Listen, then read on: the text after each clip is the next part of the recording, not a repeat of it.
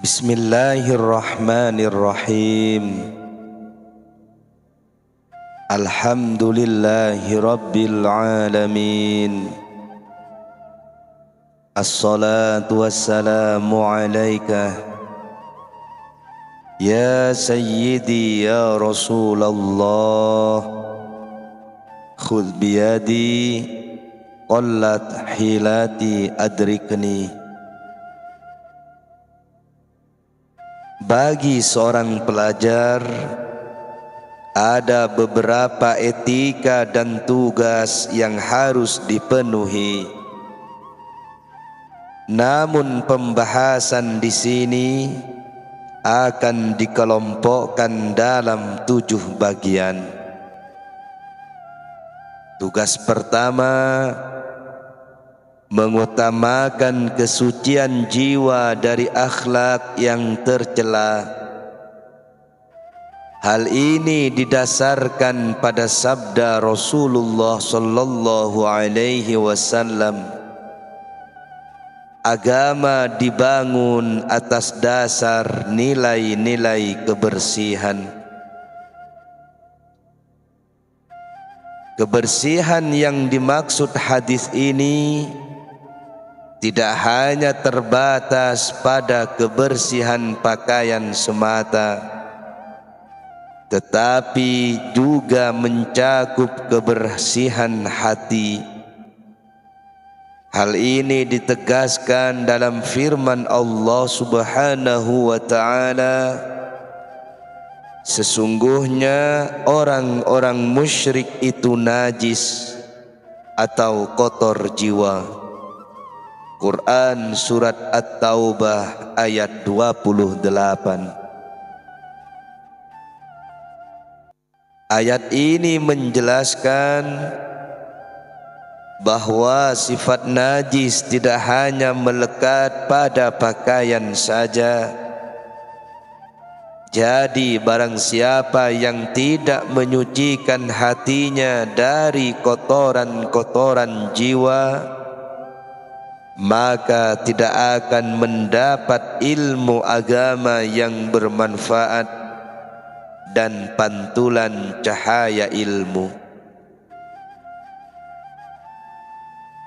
Ibnu Mas'ud berkata, yang dimaksud ilmu itu bukan dikarenakan banyaknya riwayat, sebab ilmu adalah cahaya yang ditiupkan Allah Subhanahu wa ta'ala ke dalam hati. Sebagian peneliti berkata, saat kami mempelajari ilmu bukan karena Allah, ilmu itu enggan menghampiri kami, sehingga kami pun tidak dapat menyingkap hakikatnya. Sebab ilmu sendiri hanya mau menghampiri seseorang yang mempelajarinya hanya karena Allah Subhanahu wa ta'ala.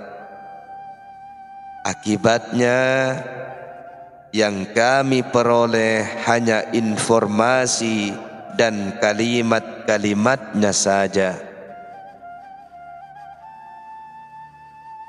Tugas kedua, mengurangi kesibukan dunianya dan hijrah dari negerinya, sehingga hatinya hanya terfokus untuk ilmu semata.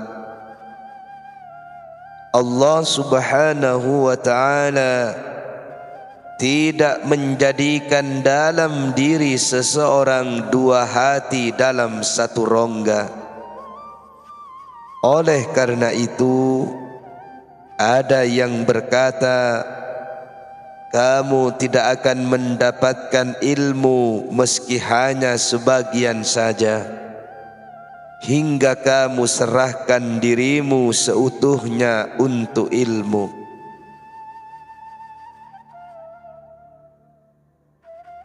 Tugas ketiga, tidak bersifat angkuh dengan ilmu yang dimiliki, Karena itu, janganlah berkonspirasi atau berkomplot untuk menghancurkan kredibilitas seorang guru, tapi patuhlah kepadanya.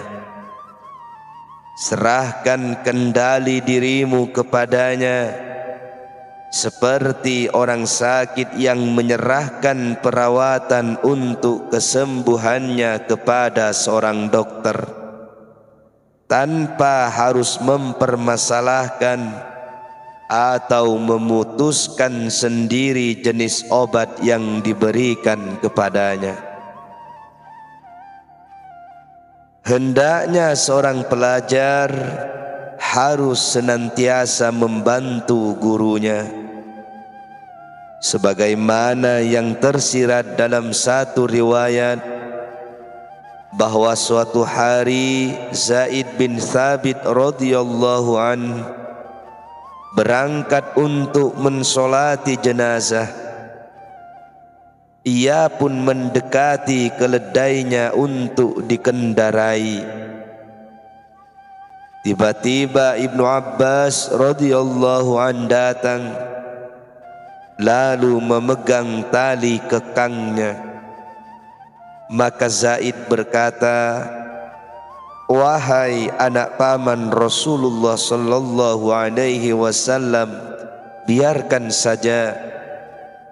Namun Ibnu Abbas berkata, "Beginilah yang diperintahkan kepada kami, untuk menghormati ulama dan orang-orang besar." Lalu Zaid mencium tangan Ibnu Abbas seraya berkata, "Beginilah yang diperintahkan kepada kami, untuk memperlakukan keluarga Rasulullah sallallahu alaihi wasallam. Bertamalluk atau menjilat atau memuji secara berlebihan bukanlah akhlak seorang muslim, kecuali dalam menuntut ilmu. Karena itu dikatakan bahwa menuntut ilmu itu ibarat berperang untuk meraih kemenangan, meraih posisi yang luhur, seperti air bah yang terus mengalir deras ke tempat yang lebih tinggi. Tugas keempat, menjaga diri dari mendengarkan dan berpartisipasi dalam perselisihan yang terjadi di masyarakat, karena akan menimbulkan keterkejutan yang membingungkan. Sebab jika hal ini dilakukan, maka yang pertama kali terjadi adalah hati akan berpaling dan terpengaruh oleh segala hal yang ditemuinya, terutama jika yang ditemui itu adalah cara-cara rusak yang dapat menyebabkan kemalasan.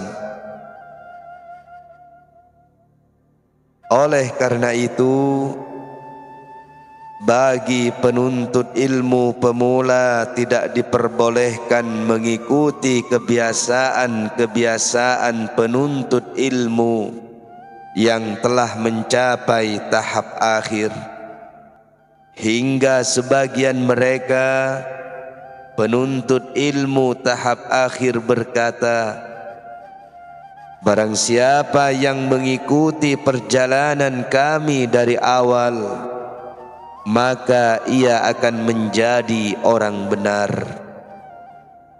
Dan barang siapa yang mengikuti kami hanya di akhir perjalanan, maka ia akan menjadi zindik, orang kafir yang berpura-pura sebagai muslim. Sebab di akhir perjalanannya, anggota tubuh mereka tidak lagi bergerak kecuali untuk mengerjakan ibadah fardu, dan mereka mengganti ibadah sunnah dengan gerakan hati dan kesaksian yang langgeng. Namun orang yang lalai menganggapnya sebagai suatu bentuk pengangguran dan kemalasan.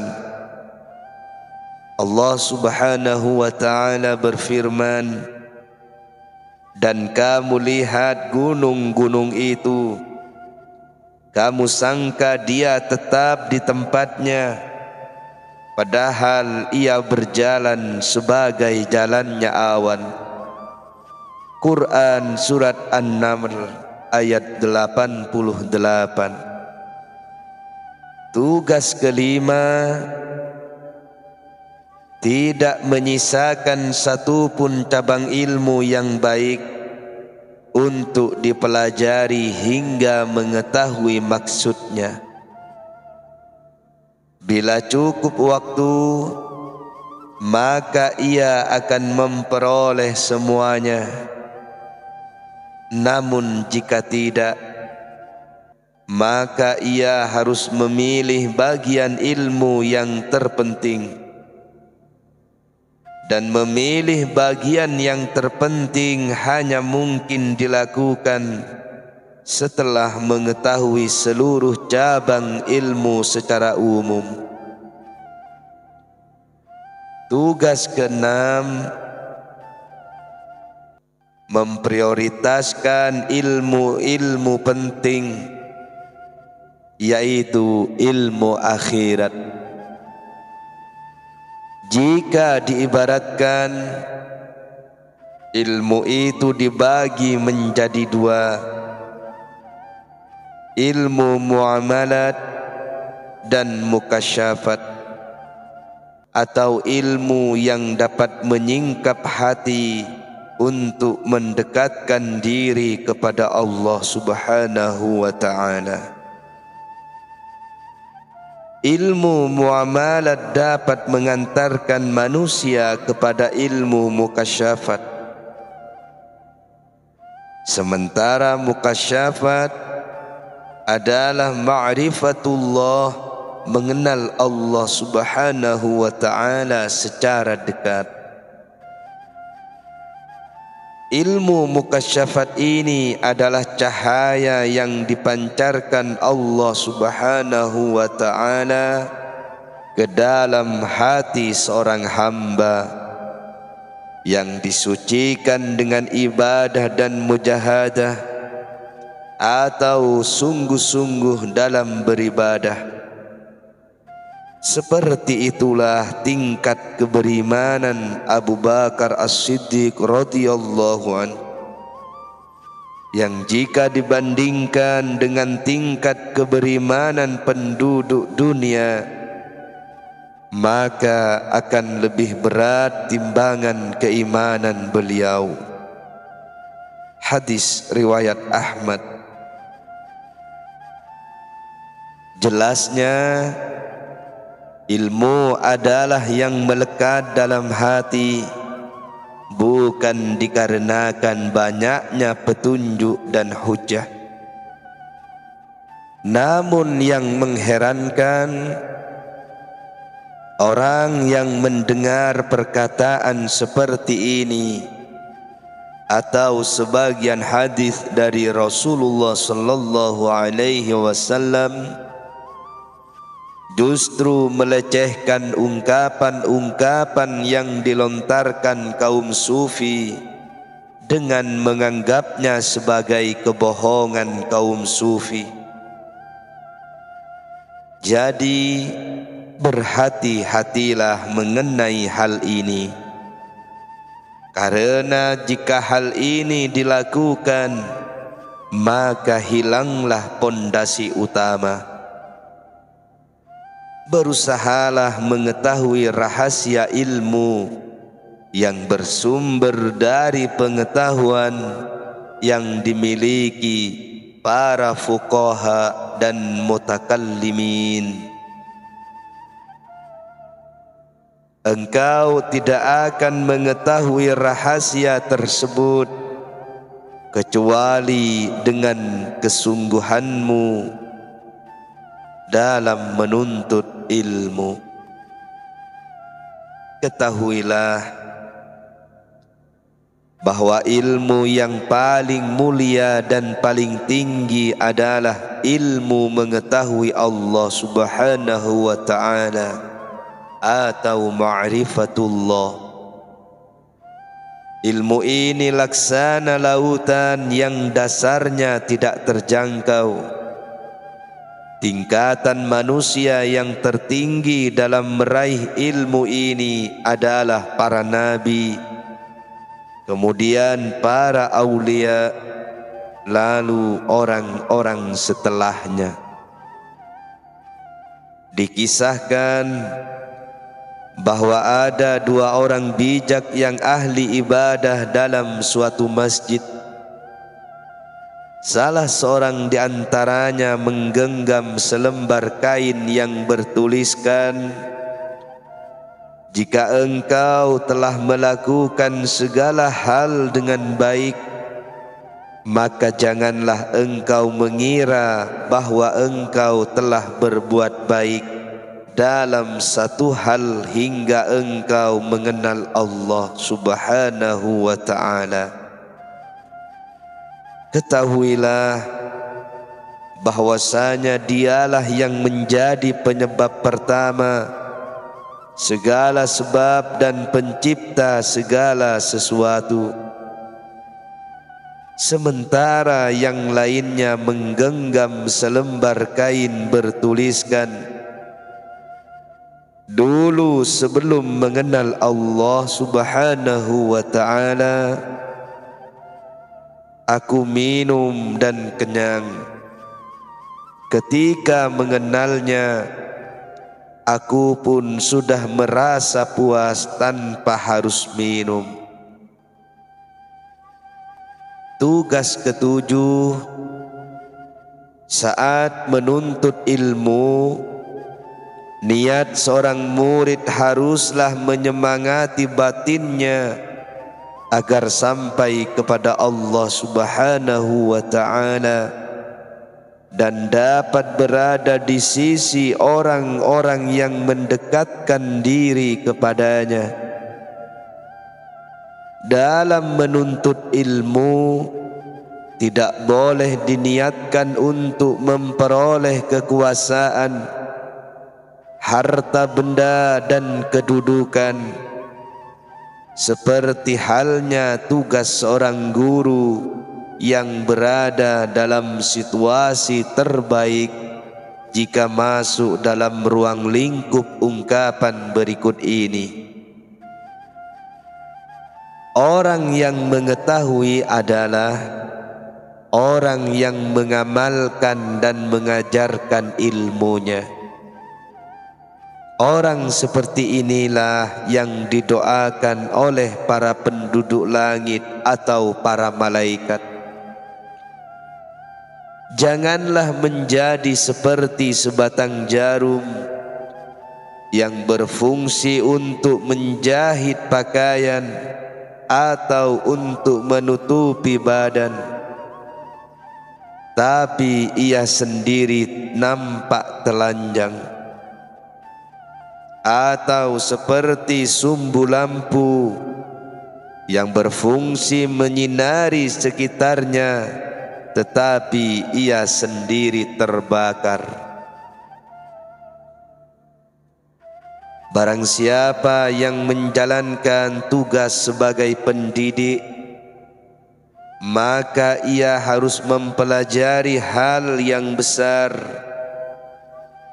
Oleh sebab itu, hendaklah ia memelihara tata krama dan tugas-tugasnya.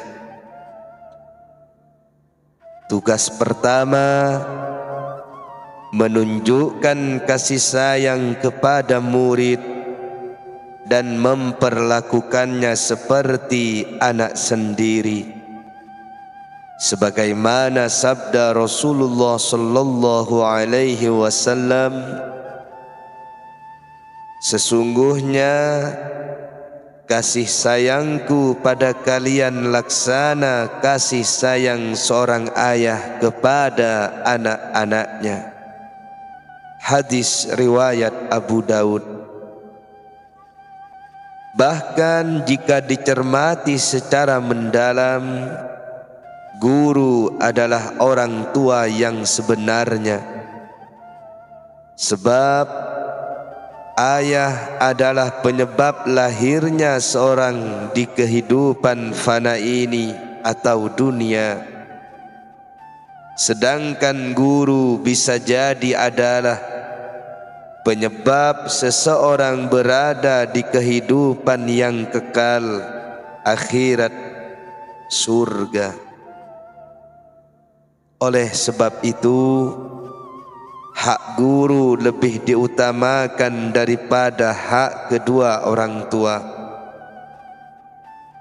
Pendidikan yang ditujukan hanya untuk meraih dunia belaka akan menyebabkan kebinasaan dan kehancuran. Sebaliknya, jika diniatkan hanya karena Allah Subhanahu wa ta'ala, maka seharusnya para murid saling mengasihi satu sama lain. Sesungguhnya para ulama dan orang-orang yang menghendaki kehidupan akhirat yang lebih baik berjalan menuju Allah Subhanahu wa ta'ala dengan menempuh jalan yang ditetapkannya. Adapun dunia beserta perhitungan waktunya hanyalah tempat persinggahan. Para pelancong dan musafir saja yang bersama-sama mengadakan perjalanan dari satu negara ke negara lain diharuskan untuk saling mencintai dan mengasihi. Maka bagaimana pula dengan orang yang menempuh perjalanan menuju Allah Subhanahu wa ta'ala dan surga Firdaus yang tertinggi, di mana tidak ada kesusahan lagi di situ? Maka hendaknya ia menghindarkan diri dari persaingan dan perselisihan, karena Allah Subhanahu wa ta'ala berfirman, orang-orang beriman itu sesungguhnya bersaudara. Quran Surat Al-Hujurat ayat 10. Tugas kedua, meneladani perilaku Rasulullah sallallahu alaihi wasallam yang tidak pernah meminta upah atas apa yang diajarkannya. Maka janganlah seorang pendidik meminta upah atas pelajaran yang diberikan kepada muridnya. Allah Subhanahu wa ta'ala berfirman, kami tidak menghendaki balasan dari kamu dan tidak pula ucapan terima kasih. Quran Surat Al-Insan ayat 9. Jikalau ia memiliki hak untuk menerima upah atau pemberian atas mereka, maka terimalah pemberian itu dalam bentuk dikarenakan mereka menjadi penyebab dirinya dapat mendekatkan diri kepada Allah Subhanahu wa ta'ala dengan menanamkan ilmu dan iman dalam hati mereka.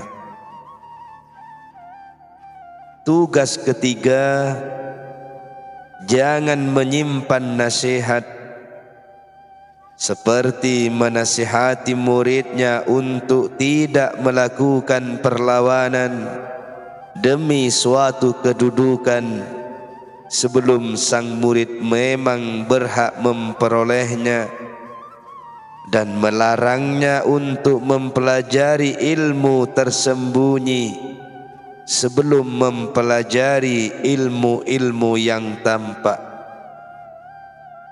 Tugas keempat, menasihati sang murid untuk tidak berperilaku tercela. Namun hal ini jangan dilakukan secara terang-terangan, melainkan dengan cara menunjukkan kemuliaan. Seyogyanya seorang pendidik harus memiliki sifat istiqomah terlebih dahulu, baru kemudian meminta muridnya untuk beristiqomah pula. Jika tidak demikian, maka nasihat yang diberikan tidak berguna, sebab memberi teladan dengan perbuatan itu lebih kuat pengaruhnya daripada dengan ucapan.